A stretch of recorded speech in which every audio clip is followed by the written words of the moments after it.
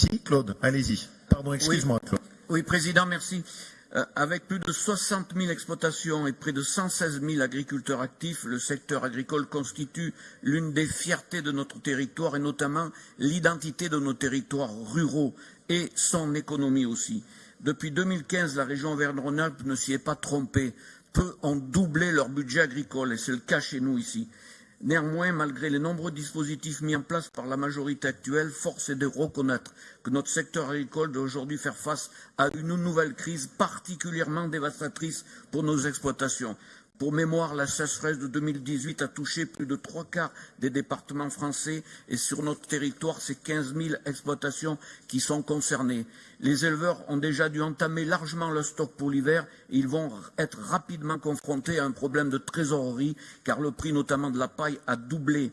Le principe est clair qui vous est proposé. Le dispositif donc est rapide puisque les premiers dossiers vont être examinés en début d'année.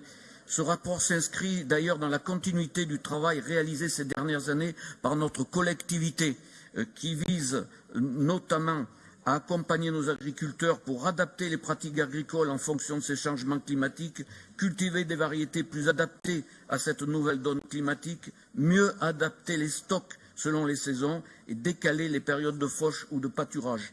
De façon préventive, notre collectivité intervient par un soutien massif aux investissements dans les exploitations. Je pense ici notamment au dispositif favorisant l'installation de bâtiments de stockage et de séchage de fourrage, ou encore les arboriculteurs ou viticulteurs avec des filets anti-grêle, lutter aussi contre tous les aléas climatiques. Vous voyez, chers collègues, les dispositifs sont nombreux. C'est cette complémentarité des dispositifs qui permettra à nos agriculteurs de faire face aux défis qu'ils rencontrent et de pouvoir enfin vivre dignement du fruit de leur travail. Notre groupe, les démocrates, votera donc favorablement ce rapport. Merci.